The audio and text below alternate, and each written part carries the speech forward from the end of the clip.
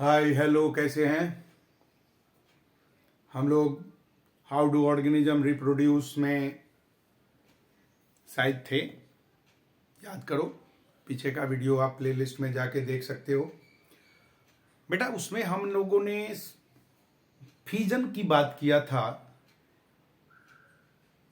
पहले तो रिप्रोडक्शन के दो मोड के बारे में बात किया था, sexual reproduction and asexual reproduction. Asexual reproduction के सारे मोड्स में हम लोग घुसेंगे और उसमें हम लोग एक फीजन के बारे में चर्चा किया था। आज हम लोग आगे उससे कदम बढ़ाते हैं। फीजन में हमने दो टाइप का फीजन पढ़ा था, multiple fission, binary fission. Binary में केवल दो डॉटर प्रोडक्ट बनना और मल्टीपल में मोर देन टू।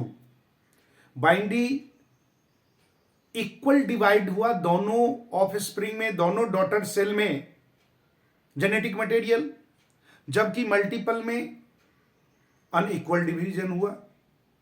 बाइनरी में हमने देखा था there are no residue left, totally divide into two parts. In multiple some residue are also left. Similarly,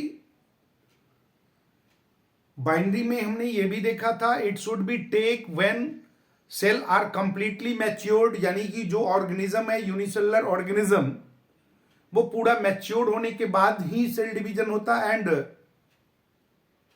circumstances, they need favorable circumstances, but in multiple there are no need to favorable circumstances. Now after that we binary हमने amoeba में बात किया था, जबकि multiple आपके Plasmodium में बात किया था। आज हम लोग बात करने जा रहे हैं प्लाज्मोडियम। आप लोग जानते हो प्लाज्मोडियम जो है ना, वो वायरस है, हमें बुखार फैलाता है मलेरिया नाम का। वो मल्टीपल फीजन होता है, एक बार इंटर किया, छींक मारा, शुरू हो गए। आज अगले स्टेप वो है फ्रेगमेंटेशन।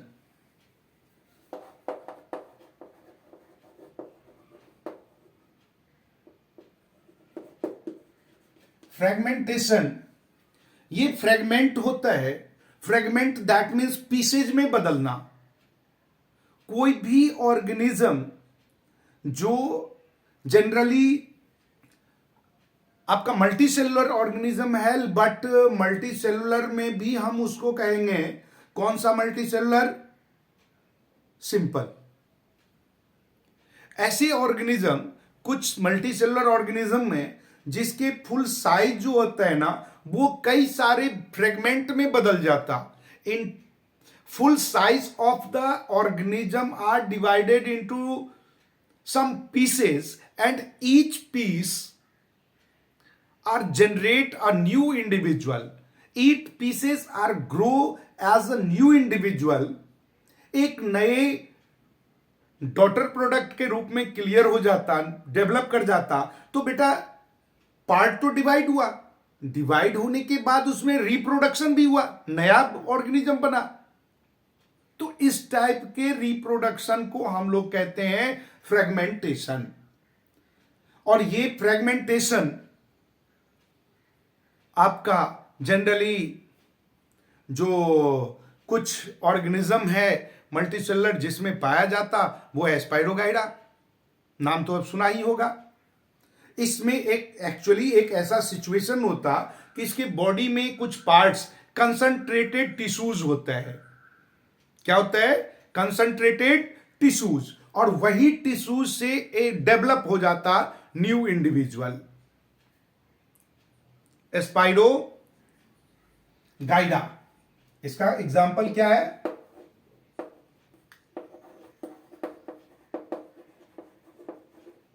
स्पाइरोगाइडा। ये स्पाइरोगाइडा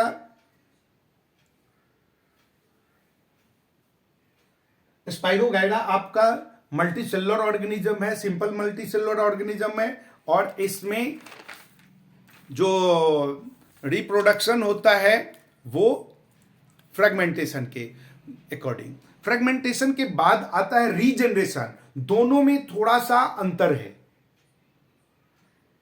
रीजनरेशन दैट मीन्स बॉडी अगर कहीं से डैमेज हुआ ऑर्गेनिज्म का, ये बहुत सारे ऐसे कुछ आपके ऐसे पाए जाते हैं मल्टीसेलुलर, बट सिंपल मल्टीसेलुलर, जिसके बॉडी पार्ट टूट गया, तो जहां से टूटा रिमेनिंग पोर्शन न्यू इंडिविजुअल में ग्रो हो गया। अब देखो, आपको मैं एग्जाम्पल के तौर पे बताता हूं प्लेनेडिया। पहले रीजनरेशन,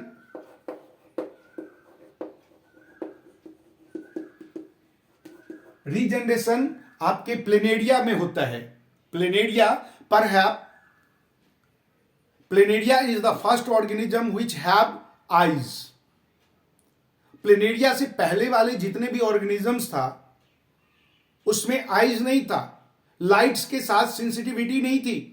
लेकिन आफ्टर प्लेनेडिया आईज डेवलप होना शुरू हुआ, आईज के नाम पे एक स्ट्रक्चर डेवलप हुआ, और उसके बाद से ऐसा माना जाता कि प्लेनेडिया के बाद से किसी भी ऑर्गेनिज्म में आईज का डेवलप हुआ है।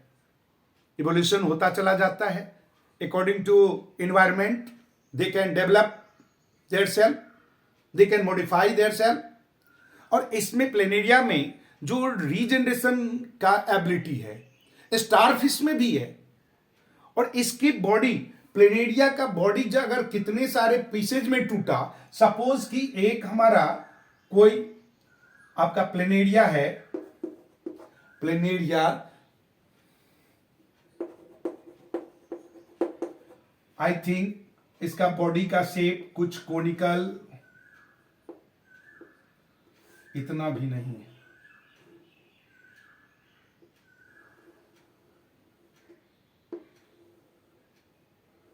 कुछ इस तरीके से मान लो ये आंख डेवलप हुआ। अब इसके 3 भागों में टूट गया ऐसे, फर्स्ट सेकंड थर्ड, और ये पार्ट जहां से टूटा तो ये पार्ट में फर्स्ट अपर ले को छोड़कर रिमेनिंग ये सब 2 और सेकंड डेवलप हो जाएगा। अगर फर्स्ट में क्या डेवलप होगा, 2 एंड 3 पार्ट्स ये डेवलप होगा। अगर 2 है तो इसमें 1 और 3 पार्ट्स ये डेवलप हो जाएगा, 2 एज इट इज रहेगा, और 3 में 1 और 2 पार्ट्स डेवलप हो जाएगा। यानी कि 3 प्लेनेडिया बन गया। अगर ये 3 भागों में टूटा तो 3 भागों में टूटने के बाद 3 अलग अलग प्लेनेडिया बन गया। जो पार्ट रीजनरेशन में क्या होता कि जो पार्ट ऑलरेडी उसका है ही, वो पीसेज में डेवलपमेंट नहीं होता, न्यू इंडिविजुअल नहीं बनता, वही पीस न्यू इंडिविजुअल में कन्वर्ट हो जाता है। जो पोर्शन उसका टूट के अलग है वो पोर्शन में डेवलपमेंट शुरू हो जाता और वो पोर्शन बन जाता। मान लो प्लेनेडिया का सिर टूटा, बॉडी है और ये एंड पार्ट है, तो सिर वाले पार्ट से बॉडी और एंड पार्ट इसमें जुड़ जाएगा। सिर तो एज चीज है, तो नया प्लेनेडिया हो गया। जो बॉडी वाला पोर्शन है उसमें ऊपर से सिर जुड़ जाएगा, नीचे से एंड पार्ट जुड़ जाएगा, डेवलप हो जाता है, न्यू बॉर्न हो जाता है। और जो एंड पार्ट है उसमें बॉडी भी बनता है और सिर भी बन जाता है। तो इस तरीके से 3 प्लेनेडिया बन गया। कुछ रीजनरेशन की एबिलिटी आपने देखा होगा, आपके घर में जो छिपकली है होम लिजार्ड, उसमें भी है। उसके पूंछ में केवल एक ही पोर्शन, अगर उसका पूंछ टूट जाता है तो नया पूंछ आ जाता, टेल ही डेवलप रीजनरेट होता। बट स्टारफिश में जो पोर्शन, मान लो स्टारफिश को शार्क ने खाने की कोशिश किया लेकिन वो करंट मार दिया, शार्क ने उसको छोड़ दिया, लेकिन उसका कोई एक फिंगर टूट गया, तो वो स्टारफिश जिसका फिंगर टूटा उसका फिंगर फिर से आ जाएगा, और जो फिंगर टूट के गिरा है वो एक डेवलप हो जाएगा स्टारफिश के रूप में। ये कहलाता है रीजनरेशन। आपने, हम लोग दुर्गा सप्तशती पाठ करते हैं, उसमें आपने दुर्गा जी के बारे में, काली जी के बारे में सुना होगा कि उन्होंने रक्त बीज को मारा था। रक्त बीज क्या था बेटा? उसकी बॉडी का जो भी ब्लड नीचे गिरता वैसे ही वो बलशाली राक्षस और दैत्य उत्पन्न हो जाता था। That means they have ability to regeneration. उसके ब्लड में ही रीजनरेशन की ऐसी एबिलिटी थी कि वैसा ही डेवलप हो जाता था। फिर देवी ने गर्दन काटा, खून को नीचे ही नहीं गिरने दिया, सारा खून को पी गए खप्पर में। तो मतलब जैसे वो तो देवी पाठ की बात हो गई, लेकिन संभव है, इट इज पॉसिबल दैट रक्त बीज था, because by regeneration they can develop. हो सकता है उसके जैसे होम लिजार्ड है, केवल उसका टेल बढ़ता है, बाकी बॉडी तो नहीं बढ़ता।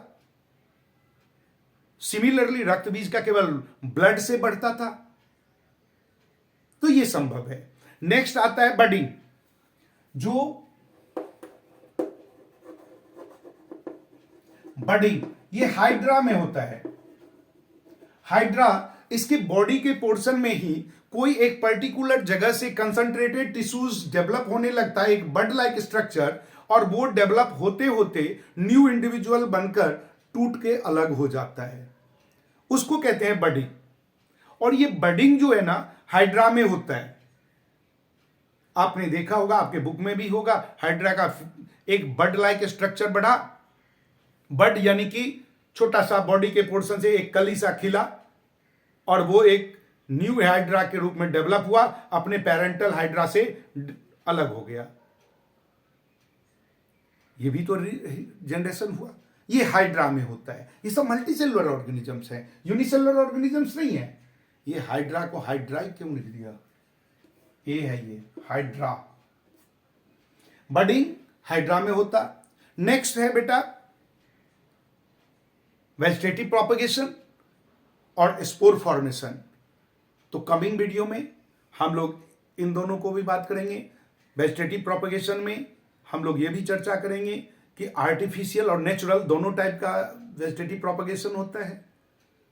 सबसे पहले बात करेंगे कि वेजिटेटिव प्रोपगेशन होता क्या है।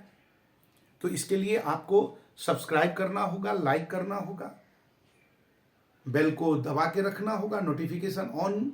और एक बात, आप दूसरों को भी शेयर करवाइए, दूसरों को भी सब्सक्राइब करवाइए, उसको भी पढ़ाई में लगाइए। मिलते हैं वेजिटेटिव रिप्रोडक्शन, वेजिटेटिव प्रोपगेशन, जिसमें हम टिश्यू कल्चर भी बात करेंगे, और ये थोड़ा सा लंबा होता है, क्या बेनिफिट है इसका, हम ये सब भी चर्चा करेंगे। और स्पोर फॉर्मेशन, इसके बारे में बात करते हैं कमिंग वीडियो में। बाय।